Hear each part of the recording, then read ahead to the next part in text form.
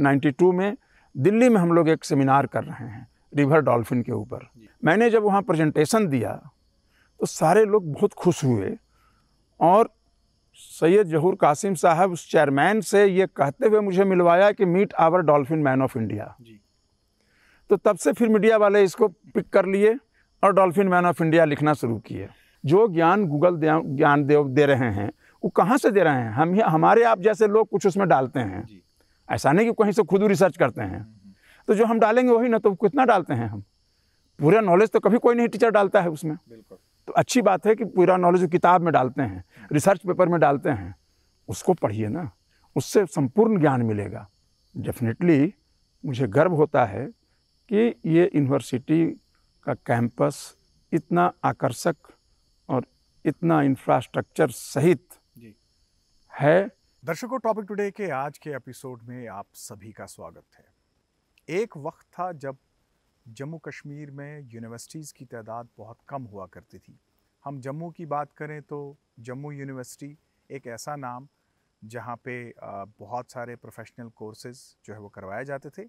लेकिन केंद्र सरकार ने जम्मू कश्मीर में हायर एजुकेशन को तवज्जो देते हुए बहुत सारी यूनिवर्सिटीज़ की शुरुआत की। ऐसा ही एक नाम श्री माता वैष्णो देवी यूनिवर्सिटी कटरा में, और आज हम वहीं पे हैं और हमारे साथ जो मेहमान हैं हमारे आज के, वो हैं श्री माता वैष्णो देवी यूनिवर्सिटी के वाइस चांसलर रविंद्र कुमार सिन्हा साहब। सिन्हा साहब, आपका प्रोग्राम में स्वागत है। Thank you. सिन्हा साहब के बारे में आपको मैं थोड़ा सा बता दूं कि सिन्हा साहब को जो है वो डॉल्फिन मैन ऑफ इंडिया जो है वो कहा जाता है। आपको पता होगा कि डॉल्फिन जो कि एक मछली है, उसके बारे में इंडिया में आज से पहले शायद बहुत ज़्यादा काम नहीं किया गया है, लेकिन प्रोफेसर साहब ने डॉल्फिन पे बहुत सारा रिसर्च किया है और इन्हें डॉल्फिन मैन ऑफ इंडिया कहा जाता है और इसीलिए इन्हें पद्मश्री से भी नवाजा गया है। प्रोफेसर साहब, ये एक छोटा सा प्रोफाइल जो मैंने लोगों को बताया, आपसे जानना चाहूँगा ये डॉल्फिन मैन ऑफ इंडिया ये कहाँ से हुआ और कैसे हुआ? खासकर डॉल्फिन की तरफ आपकी रुचि जो है वो किस तरह से रही? सबसे पहले तो मैं ये क्लैरिफाई कर दूं कि डॉल्फिन मछली नहीं है, डॉल्फिन स्तनधारी प्राणी है जी। आदमी के जैसा है जी। मछली नहीं है जी। अब रही बात कि डॉल्फिन की तरफ आकर्षण कैसे हुआ, कैसे मैं आकर्षित हुआ। ये संजोग की बात है कि बचपन में कुछ ऐसा हमको अच्छी तरह याद है कि कोई 8 साल का उम्र रहा होगा, मैं पहली बार गांव से पटना आया था अपने ग्रैंड मदर के अंतिम संस्कार के लिए, जो कि गंगा किनारे बांस घाट पर हो रहा था और गंगा उफान पर थी, सितंबर का महीना था, पूरे फ्लडेड थी। तो मेरी नज़र जब गंगा पर गई तो मैंने देखा कि काला काला जानवर कोई नदी से ऊपर आता है और फिर नीचे चला जाता है और कई ऐसे थे, कई संख्या में थे। तो एक आकर्षण हुआ कि मछली तो ऐसे बाहर नहीं निकलती है, वो तो तैरती है, ये तो पानी से ऊपर आ रहा है और फिर पानी के अंदर जा रहा है। लोगों से पूछा मैंने कि क्या है ये, तो वहाँ लोकल पार्लेंस में, लोकल भाषा में उसको सूंस कहते हैं जी। और एक दूसरा वहाँ जानवर होता है घड़ियाल, जो कि गंगा में मिलता है। तो लोगों ने कहा कि सोंस घड़ियाल है, उसको एक साथी लोग बोल लेते हैं कि सोंस घड़ियाल है जी। और ये पकड़ लेगा, खींच लेगा पानी में, मत जाओ। बाल स्वभाव में बार बार पानी की तरफ जाता था और लोग मुझे खींचते थे। और ऐसा अवसर 2-3 बार मिला। उसके बाद 1970 में मैं हायर सेकेंडरी करके आ गया पटना यूनिवर्सिटी, क्योंकि मेरा जन्म एक किसान परिवार में गांव में हुआ था और गांव से ही मैंने +2 तक की शिक्षा ली थी।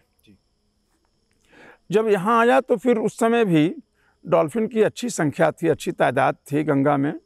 सोंस ही कहते थे, डॉल्फिन तो उस समय कोई बोलता नहीं था, मैं भी नहीं बोलता था, क्योंकि मुझे जानकारी भी नहीं थी कि ये डॉल्फिन है। लेकिन जब भी कोई क्लास का लीजर आवर होता था तो मैं जाके गंगा किनारे बैठकर गंगा को निहारता रहता था और इस डॉल्फिन की काफ़ी साइटिंग्स थी, काफ़ी दिखता था जी। ओवर द टाइम 73-75 मेरा मास्टर डिग्री का था, 75 में हमें MSc करना था, लेकिन जयप्रकाश आंदोलन के चलते मेरा रिजल्ट 77 में आया और 77 के बाद मैं मार्च 78 में लेक्चरर के पद पर नियुक्त हुआ जी।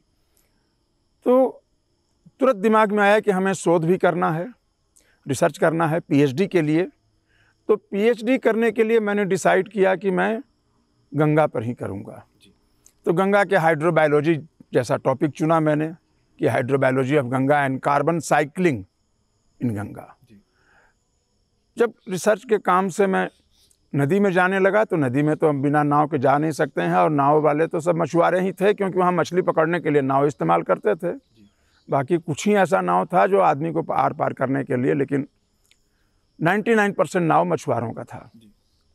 मछुआरों का नाव मैं भाड़े पर लिया, मछुआरों से बात करने लगा।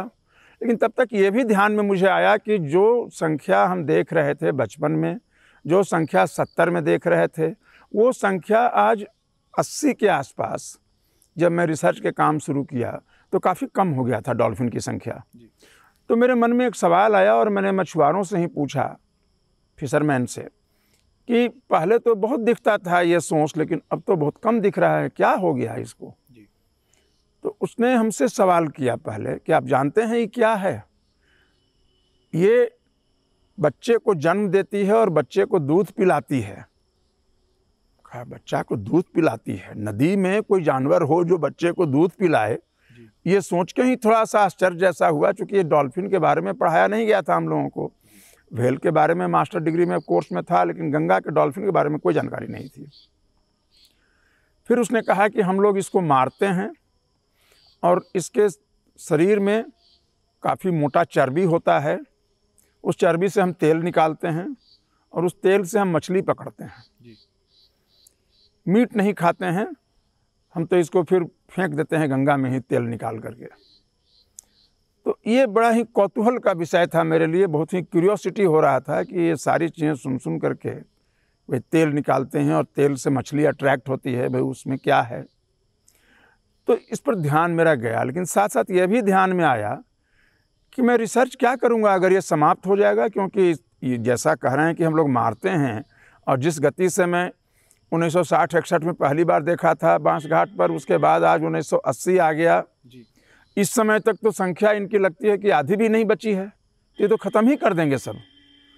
तो फिर मेरे मन में ये भाव आया कि नहीं, मन में ही रखा है, मछुआरों को मैंने नहीं कहा। मैंने सोचा कि रिसर्च तो करूँगा, लेकिन साथ साथ संरक्षण का काम करूँगा, क्योंकि बचाना बहुत ज़रूरी है। फिर बचाने के लिए क्या क्या करना होगा, ये मन में प्लान बनाने लगा मैं। और इसी क्रम में मैं एक तरफ तो अवेयरनेस कैंपेन, जन जागरण का काम किया, और जन जागरण के लिए भी स्कूल के बच्चों के लिए एक मॉड्यूल बनाया, यूनिवर्सिटी कॉलेज वालों के लिए दूसरा मॉड्यूल बनाया, मछुआरों के लिए तीसरा मॉड्यूल बनाया, और चौथे मॉड्यूल में मैंने पॉलिसी मेकर्स एंड एग्जीक्यूटिव्स के लिए रखा, क्योंकि इनके भी जानकारी में आनी चाहिए। इस तरह से ये भी जानकारी मिला कि 1972 में ही जब wild life protection act Bharat सरकार ने बनाया, उसके शेड्यूल 1 में गंगा डॉल्फिन को भी रखा गया है। टाइगर हैं, एलिफेंट हैं, लॉयन हैं, सारे इस तरह के शेड्यूल 1 के एनिमल हैं। लेकिन पर्यावरण का जो अधिनियम था, जो वाइल्ड लाइफ प्रोटेक्शन एक्ट था वाइल्ड लाइफ का, उसके जो कस्टोडियन थे उनको भी नहीं पता था कि गंगा में डॉल्फिन है, क्योंकि इनके कस्टोडियन थे फॉरेस्ट डिपार्टमेंट के ऑफिसर। उन्होंने भी कभी नहीं सुना कि हाँ यहाँ डॉल्फिन है। नाम दिया हुआ था उसमें प्लाटानिस्टा गैंजेटिका, डॉल्फिन का जो साइंटिफिक नाम है। तो मुझे लगा कि तो कोई जानकारी है ही नहीं। यहाँ तक कि एक बड़े सीनियर IAS ऑफिसर उस ज़माने में आभास चटर्जी साहब हुआ करते थे, जिन्होंने कहा कि हमने एक फ़ोटो तक नहीं देखा है आज तक। मुझे कहा कि सिन्हा साहब कम से कम एक फ़ोटो तो हमको दिखा दीजिए, ये एक डॉल्फिन यहाँ है, इसकी जानकारी ही नहीं कहीं है।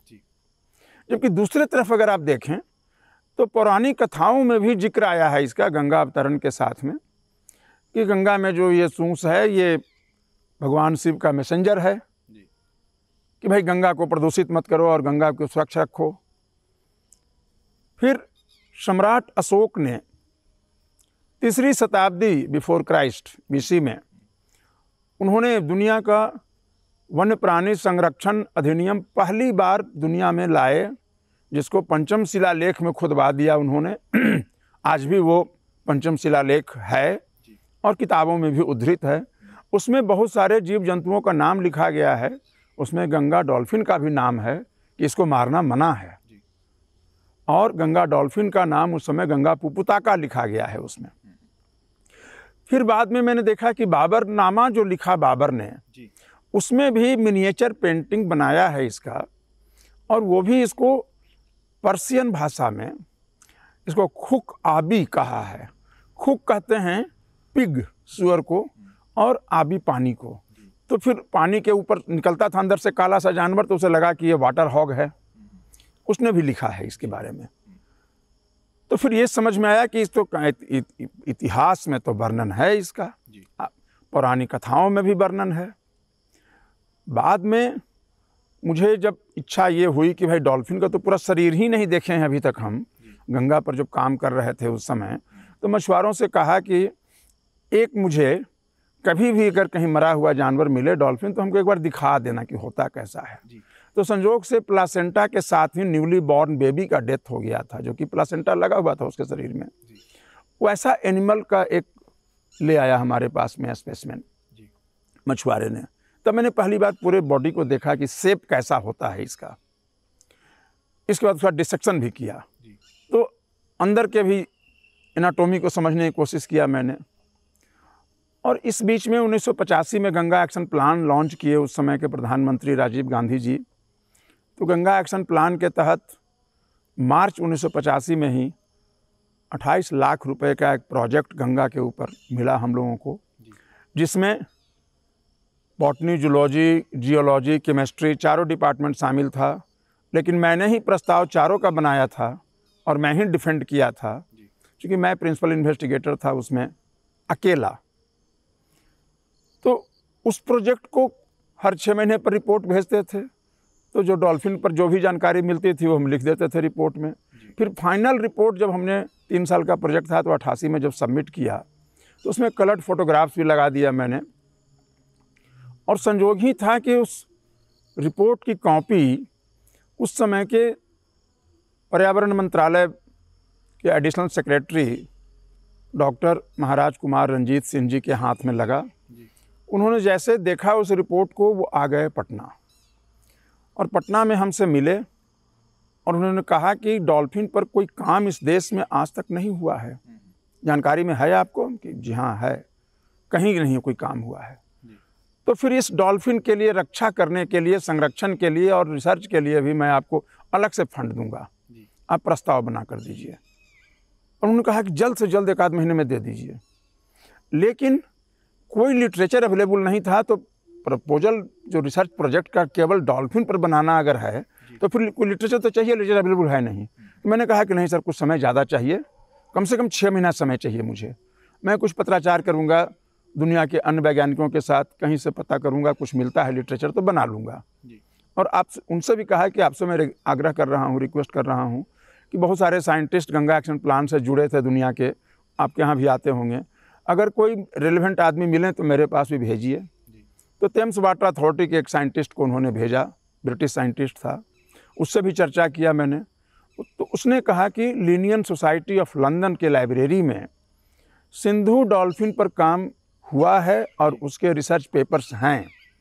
वो काम किया था एक इटली के साइंटिस्ट जियोर्जियो पिलेरी, जो कि institute of brain anatomy burn Switzerland में साइंटिस्ट थे। तो उन्होंने काफ़ी कुछ हमें लिनियन सोसाइटी लंदन से, वो थेम्स वाटर अथॉरिटी के साइंटिस्ट ने फ़ोटो कॉपी करके उस ज़माने में अब बाई पोस्ट भेजा हमारे पास। फिर मैंने प्रस्ताव बनाया। प्रस्ताव बनाने के बाद जब दिया तो गंगा एक्शन प्लान में रिसर्च कमेटी के चेयरमैन उस समय थे डॉक्टर MS स्वामीनाथन। शर्मा साहब कोई उस समय थे जो सेक्रेटरी थे। स्वामीनाथन साहब के सामने जब ये मैंने प्रेजेंटेशन दिया, प्रस्ताव दिया, तो सारे लोगों को मन में एक ही सवाल उठा कि अभी तक कोई काम नहीं हुआ इस देश में। जूलॉजिकल सर्वे ऑफ इंडिया 1916 की संस्था है, 1988 में हम बात कर रहे हैं, और किसी तरह के कोई काम नहीं है, तो आप कैसे करेंगे? ये स्वामीनाथन साहब ने नहीं पूछा, बल्कि अधिकारी और जो थे मंत्रालय के उन्होंने पूछा। मैंने कहा कि मैं करूंगा, और मैं उनको कन्विंस करने की कोशिश कर रहा था। फिर भी मुझे 3 मीटिंग इसके लिए अटेंड करना पड़ा और लगभग 1.5 वर्ष समय लगे। 6 महीने के बाद मीटिंग लोग लेते थे। तीसरे मीटिंग में स्वामीनाथन साहब कन्विंस हुए और उन्होंने कहा कि now I am convinced, doctor Sinha will do it. और मैं मॉनिटरिंग करूँगा हर 6 महीने पर। तो इस तरह से ये काम शुरू हुआ। फिर इस बीच में एक सैयद जहूर कासिम साहब थे जो सेक्रेटरी भी गवर्नमेंट इंडिया में रहे थे, प्लानिंग कमेटी के मेंबर रहे थे, पद्म भूषण थे। तो उन्होंने मरीन बायोलॉजी में काम किया था, ही वाज ए साइंटिस्ट स्वयं। तो उनके साथ भी पत्राचार से के माध्यम से मैं जुड़ गया था और बाद में वो मेरे लेबोरेटरी में पटना में आने लगे। तो as a member planning commission भी वो 5 बार आए हमारे पास। जब आते थे तो कहते थे कि जब अपना फील्ड डायरी दिखाइए। जब मैं उन्हें दिखाता था तो कहते थे कि आप तो साइंटिस्ट हैं ही, लेकिन साथ साथ नेचुरलिस्ट भी हैं, बहुत अच्छे नेचुरलिस्ट हैं आप। काफ़ी इनकरेज किया उन्होंने। संयोग से पत्राचार में पूरे दुनिया से कर रहा था, तो international union for conservation of nature IUCN में एक सिटेशियन स्पेशलिस्ट ग्रुप है, उसके चेयरमैन को मैं पत्र लिखा। उसने कहा कि 92 में दिल्ली में हम लोग एक सेमिनार कर रहे हैं रिवर डॉल्फिन के ऊपर, जिसमें इंडियन सब कॉन्टिनेंट के साइंटिस्टों को बुला रहे हैं, पाकिस्तान से, नेपाल से, बांग्लादेश से। तो फिर उसमें आप आइए और अपने टीम के साथ आइए। मैंने जब वहाँ प्रेजेंटेशन दिया तो सारे लोग बहुत खुश हुए और सैयद जहूर कासिम साहब उस चेयरमैन से ये कहते हुए मुझे मिलवाया कि meet our dolphin man of India. तो तब से फिर मीडिया वाले इसको पिक कर लिए और डॉल्फिन मैन ऑफ इंडिया लिखना शुरू किए। तो प्रोफेसर साहब, ये सफ़र था आपका as a dolphin man of India. ये जो आपने बताया कि किस तरह से आपको जो है ये टाइटल मिला। 2 साल होने को हैं आपको as a vice chancellor Shri Mata Vaishno Devi university. काफ़ी लंबा अंतकाल होता है। तो ये मुझे बताएं कि कोविड रहा, इसमें एक बहुत बड़ा चैलेंज था। As a vice chancellor Shri Mata Vaishno Devi university, किस तरह से आपने यूनिवर्सिटी को चलाया और क्या रहा कोविड के दौरान आपकी एक्टिविटीज़? देखिए, कोविड की एक्टिविटी, कोविड का तो इशू आ गया मार्च 2020 में जी। और जैसे ही ये 22 तारीख को हमको याद है कि एक बार लॉकडाउन हुआ, फिर 25 से रेगुलर लॉकडाउन हो गया था। लॉकडाउन हुआ तो इमिडिएटली हम लोगों ने विचार किया कि ऑनलाइन क्लास चलेंगे, क्योंकि एक तरह से ये टेक्निकल यूनिवर्सिटी है और यहाँ कंप्यूटर के भी अच्छे ज्ञाता लोग हैं और सारे टीचर यंग टीचर हैं। तो उन सब लोग बहुत ही टेक सेवी हैं, सब लोग जानते हैं कि कैसे करना है। तो एक तो हुआ कि क्लासेज हम चलाएंगे और घर से क्लास चलाएंगे, क्योंकि लॉकडाउन हो गया है। तो ये रेजिडेंशियल यूनिवर्सिटी है, बच्चे अधिकांश तो चले गए थे मार्च में, लेकिन कुछ यहाँ रह भी गए थे। सारे बच्चों की पढ़ाई ऑनलाइन होने लगा। मई के महीने में परीक्षाएं होती थीं सेमेस्टर की, तो उस समय फिर ऑनलाइन परीक्षा भी लिया गया। और डिसिप्लिन के मामले में मैं ये कर दिया था कि बाहर से ना कोई आएगा मेरे कैंपस में और ना कोई जाएगा बिना मेरे परमिशन के। सिक्योरिटी जो ऑफिसर हमारे थे उनको ही मैंने कहा कि मुझसे परमिशन के बगैर किसी को अलाउ ना करेंगे आप। और उस समय एक स्थिति ऐसी आ गई थी कि एक कश्मीर के भी टीचर हैं यहाँ, मुस्लिम भाई हैं, उनकी वाइफ फैमिली वे में थी, कश्मीर से उनकी माँ आ गई और डिविजनल कमिश्नर कश्मीर का वो परमिशन ली हुई थी, लेकिन उन्हें भी मैं रोका और मैंने कहा कि गेट के अंदर नहीं आने देंगे, संजीवनी गेस्ट हाउस में रात भर रख लीजिए, क्योंकि दूसरे दिन सुबह उनको जम्मू हॉस्पिटल वाइफ को ले जाना था, भर्ती कराना था, डिलीवरी का समय आ गया था। और फिर मैंने ये भी कहा था कि माँ को आप वहीं से कश्मीर भेज दीजिए, आपको कैंपस में आना है आप आ जाइए। तो इस तरह से हमने स्ट्रिक्टली पालन कराया कि कोई बाहर जाएगा ही नहीं, गेट बंद रहेगा हमारा। कोई इमरजेंसी है उस समय ज़रूर हमें अलाउ कर देंगे, लेकिन दूध लेना है तो दूध वाले को गेट पर दूध रख दो, लोग ले आएंगे। हमारे यहाँ अपना एक शॉपिंग कॉम्प्लेक्स भी है, जिसमें सब्जी से लेकर के डेली यूज की चीज़ें मिलती हैं। हमने कहा कि ये ले आएगा, इसको अलाउ करेंगे हम लाने के लिए, आप ना जाएंगे बाहर, बाल कटवाने के लिए भी नहीं जाएंगे बाहर आप। और हमारे यहाँ एक मेडिकल एड सेंटर है, हॉस्पिटल है, डॉक्टर हैं, सब सुविधा है वहाँ, तो किसी को ज़रूरत है तो यहाँ हो जाएगा। तो इस तरह से पहला जो फेज आया, वेव आया एक तरह से कहें आप पिछले साल, उसमें फिर 1 जून से ऑफिस खुल गई थी हम लोगों की। तो ऑफिस तो काम चल रहा था, पढ़ाई का काम तो ऑनलाइन ही होता रहा। वीसी साहब, ये बताइए कि इस समय श्री माता वैष्णो देवी यूनिवर्सिटी जो है वो कौन कौन से कोर्सेज जो है वो दे रही है? देखिए, श्री माता वैष्णो देवी यूनिवर्सिटी एक तो नई यूनिवर्सिटी है, मात्र 17 साल की यूनिवर्सिटी है।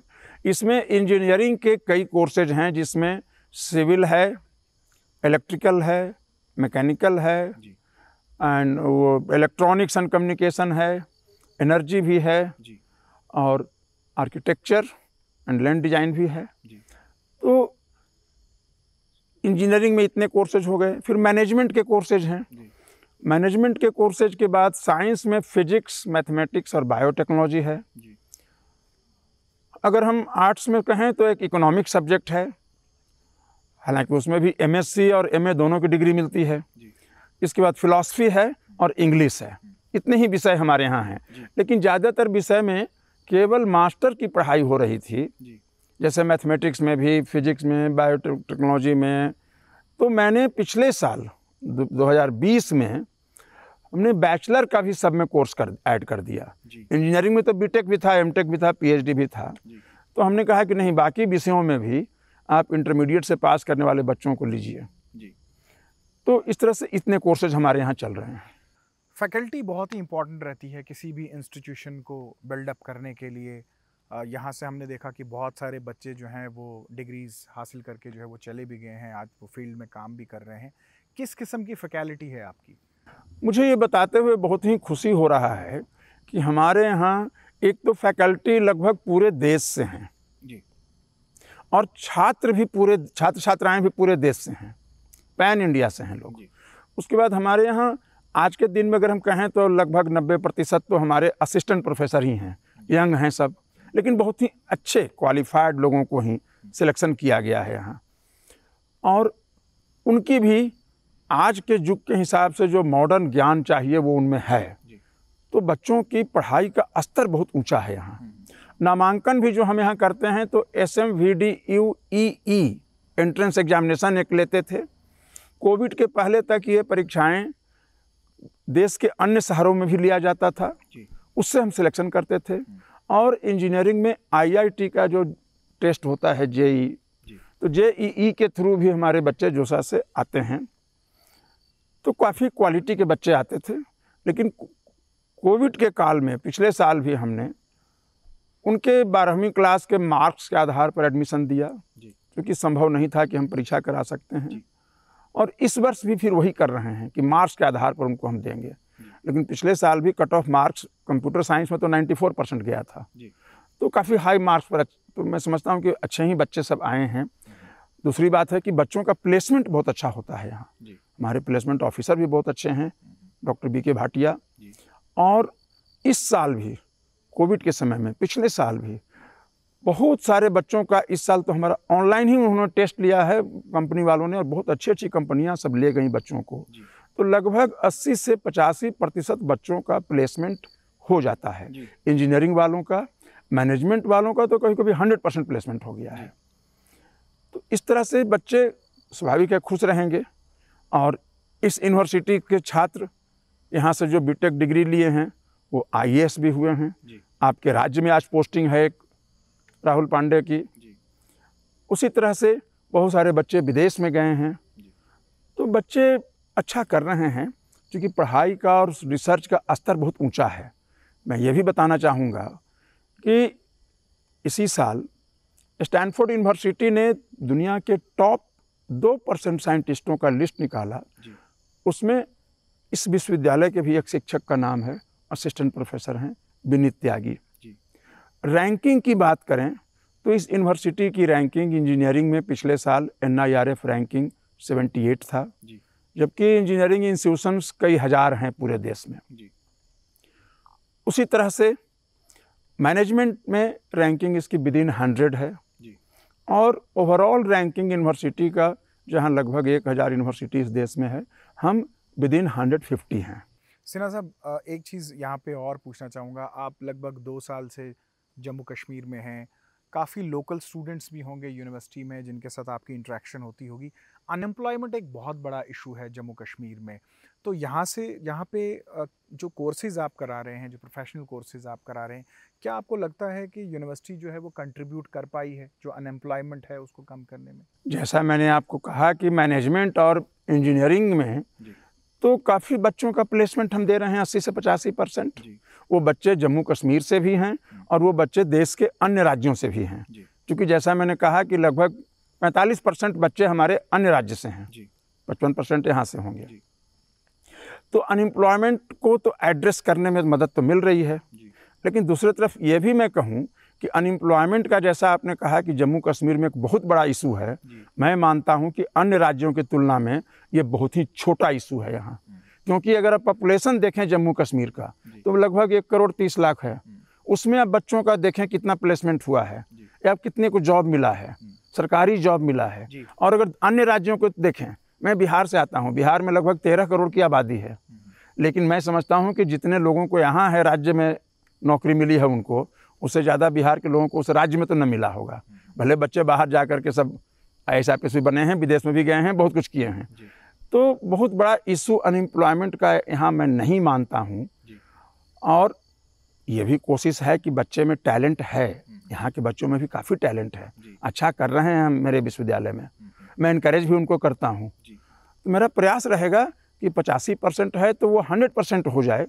लेकिन बच्चों को मैं ये कहता हूँ कि यूनिवर्सिटी का काम नौकरी देना नहीं है। यूनिवर्सिटी का काम तुमको इतना इक्विप कर देना है, ऐसा शिक्षित कर देना है कि तुम कहीं भी जाके जॉब नौकरी कर सकते हो।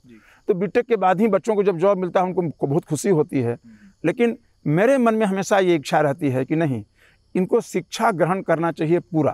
बीटेक के बाद एमटेक भी कर लें, अगर इच्छा है तो PhD कर लें, उसके बाद जॉब में जाएं, क्योंकि जॉब में जाने के बाद फिर डिग्री अर्न करना थोड़ा मुश्किल होता है। तो मैं बच्चों को इस काम के लिए भी इनकरेज करता हूँ। बाकी तो बच्चे के ऊपर है, उनके गार्जियन के ऊपर में है। VC साहब, आपने जैसे खुद बताया कि आप बहुत सारी यूनिवर्सिटीज़ में जो हैं वो रहे हैं। इस यूनिवर्सिटी की बात करें तो यहाँ का इंफ्रास्ट्रक्चर आपको कैसा लगा? यहाँ का इंफ्रास्ट्रक्चर बहुत ही उम्दा क्वालिटी का है, बहुत ही अच्छा क्वालिटी का है और बहुत ही अच्छा वातावरण है यहाँ का। अगर आप पर्यावरण देखें, यहाँ नीट, क्लीन, ग्रीन क्वालिटी जो है यहाँ के जो इंफ्रास्ट्रक्चर हैं, जिसको हम बिल्डिंग के रूप में आप कह रहे हों, या लेबोरेटरी भी यहाँ जो है वो काफ़ी रिच है। क्योंकि यंग जो टीचर हमारे असिस्टेंट प्रोफेसर हैं, वे लोग भी लगभग कभी 36 करोड़ कभी 38 करोड़ तक का रिसर्च प्रोजेक्ट यहाँ ले आए हैं। और काफ़ी क्वालिटी का इंफ्रास्ट्रक्चर इक्विपमेंट्स यहाँ रहा है।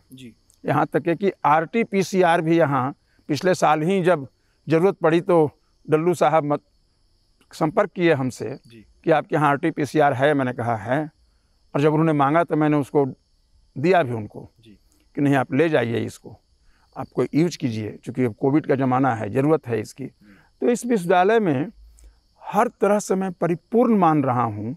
इंफ्रास्ट्रक्चर का जहाँ तक सवाल है, स्पेस का सवाल है, सुविधा का सवाल है, तो ये बाकी यूनिवर्सिटी की तुलना में यहाँ बहुत ज़्यादा सुविधा दिया जाता है, स्टूडेंट को भी, टीचर्स को भी, एम्प्लॉयज़ को भी। इसमें एक उदाहरण के तौर पर बताता हूँ कि एम्प्लॉयज़ और शिक्षक जितने भी यहाँ हैं, उनके परिवार को 100% मेडिकल रीइंबर्समेंट है अगर वो इलाज नारायणा में कराते हैं या कहीं बाहर भी कराते हैं, जबकि अपने कैंपस में हॉस्पिटल भी है।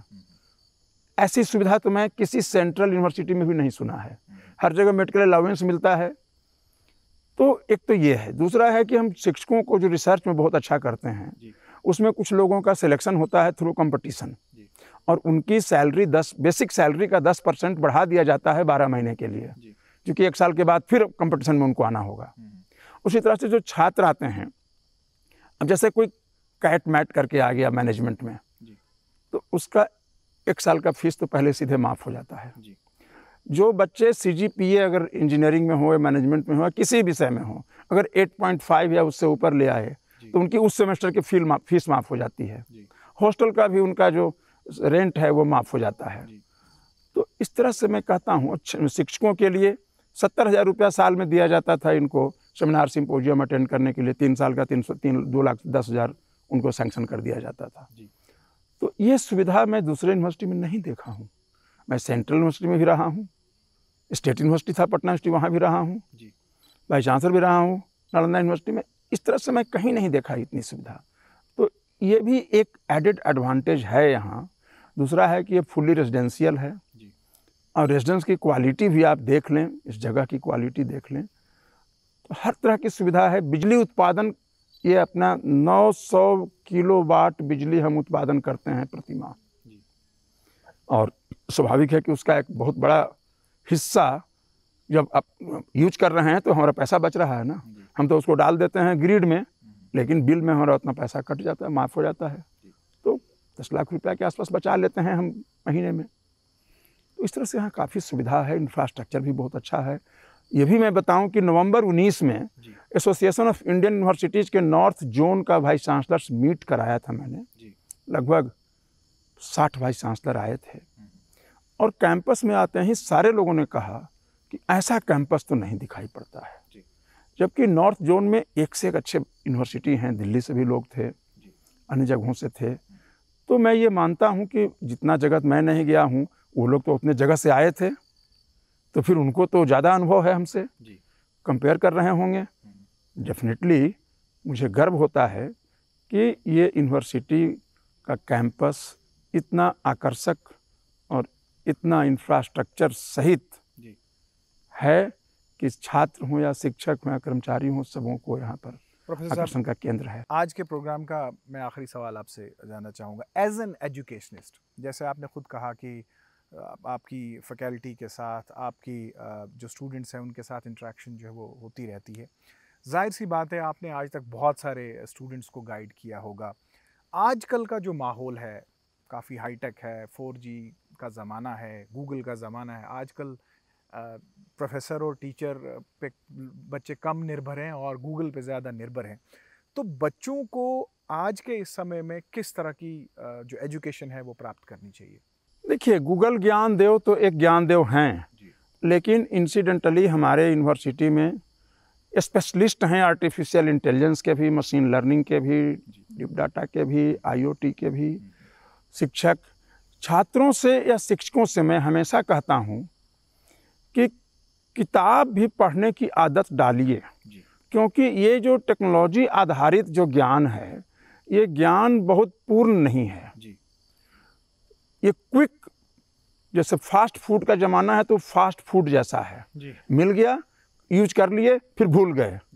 लेकिन जब हम किताब पढ़ते हैं या शिक्षक जब क्लास में पढ़ाते हैं और बच्चे ध्यान से सुनते हैं, फेस टू फेस जब होते हैं बच्चे, तो वो जो एक इम्पैक्ट डालता है छात्रों के दिमाग पर, या आप बॉडी लैंग्वेज उनका देखें, बॉडी केमिस्ट्री समझें, या फिर कई बार ऐसा होता है कि हम शिक्षक अगर ध्यान से देखते रहते हैं क्लास में बच्चों को, तो समझ में आ जाता है कि अमुक लड़का ध्यान नहीं दे रहा है या उसको समझ में नहीं आ रहा है, वो वैकेंट आई से देख रहा है, वो ऊपर से पार कर जाएगा। ये ऑनलाइन क्लासेज में या ये टेक्नोलॉजी के युग में इस तरह के चीज़ों से वो असर बच्चों पर नहीं पड़ता है, क्योंकि शिक्षक और छात्र का एक आत्मीयता से जो संबंध बनता है, वो संबंध ऑनलाइन में नहीं बनता है। तो छात्रों को भी मैं कहता हूँ कि पढ़ने की आदत डालो। मुझे ये बताते हुए खुशी हो रही है कि मैं खुद भी, मैं कभी भी चुपचाप बैठा हुआ समय नहीं काटता हूँ, कुछ ना कुछ मैं पढ़ता रहूँगा। मैं चाहे वो अखबार ही क्यों नहीं पढ़ रहे हैं, कोई किताब पढ़ रहे हैं, कोई नई चीज़ मिल गया पढ़ रहे हैं। तो पढ़ने से एक माइंड भी आपका हमेशा काम करते रहता है। और ये भी आप समझ लें कि बुजुर्गों के लिए खास करके तो जितना पढ़ेंगे तो कभी उनको अल्जाइमर की बीमारी तो ना होगी, जल्दी भूलने की जो बीमारी होती है। तो मैं ये बच्चों को भी कहता हूँ, शिक्षकों को भी कहता हूँ और अपने से भी कहता हूँ कि नहीं, पढ़ना जरूरी है, पढ़ते रहो, बहुत को ज्ञान मिलेगा। जो ज्ञान गूगल ज्ञान देव दे रहे हैं, वो कहाँ से दे रहे हैं? हम हमारे आप जैसे लोग कुछ उसमें डालते हैं। ऐसा नहीं कि कहीं से खुद रिसर्च करते हैं, तो जो हम डालेंगे वही ना, तो कितना डालते हैं हम? पूरा नॉलेज तो कभी कोई नहीं टीचर डालता है उसमें। तो अच्छी बात है कि पूरा नॉलेज किताब में डालते हैं, रिसर्च पेपर में डालते हैं, उसको पढ़िए ना, उससे संपूर्ण ज्ञान मिलेगा और शिक्षक छात्र का एक संबंध भी रहेगा जो आजीवन शायद बना रहता है। वीसी साहब, आपने अपना कीमती समय हमें दिया, आपका बहुत बहुत शुक्रिया। बहुत बहुत धन्यवाद आपको। आपने भी समय निकाल कर जम्मू से इस बियाबान जगह में पहुँचे हैं, 40-45 किलोमीटर दूर, और आप हमारे विश्वविद्यालय के इन बातों को पहुँचाएंगे आम जनता तक, तो ये हमारे लिए भी बहुत ही गर्व की बात है और खुशी की बात है कि आपने भी इतना कष्ट किया और आए हमारे पास। आपको भी मैं तहे दिल से धन्यवाद देता हूँ और आभार व्यक्त करता हूँ। धन्यवाद सर। तो ये थे professor Ravindra Kumar Sinha, vice chancellor Shri Mata Vaishno देवी यूनिवर्सिटी कटरा। हमने प्रोग्राम में कोर्सेज़ के बारे में भी आपको बताया कि कौन कौन से कोर्सेज़ जो है वो श्री माता वैष्णो देवी यूनिवर्सिटी में अवेलेबल हैं। तो अगर आप भी चाहते हैं कि आप भी इस यूनिवर्सिटी में पढ़ें, अपनी प्रोफेशनल क्वालिफ़िकेशन को लेकर यहाँ पे आएँ, तो यूनिवर्सिटी जो है वो पूरी तरह से तैयार है और हमने यूनिवर्सिटी की फैकल्टी के बारे में बात भी की, हमने इंफ्रास्ट्रक्चर की भी बात की। तो वर्ल्ड क्लास इंफ्रास्ट्रक्चर और फैकल्टी जो है वो यहाँ पे अवेलेबल है। तो अगर आप सपना देखते हैं हायर एजुकेशन का, प्रोफेशनल कोर्सेज़ का, तो आप आइए और यूनिवर्सिटी में दाखिला लीजिए। यहाँ पे एक सिस्टम है दाखिला लेने का, उस सिस्टम के तहत आप दाखिला ले सकते हैं और अपने करियर को जो है वो आगे बढ़ा सकते हैं। आज के प्रोग्राम में बस इतना ही, इजाज़त दीजिए, आदाब।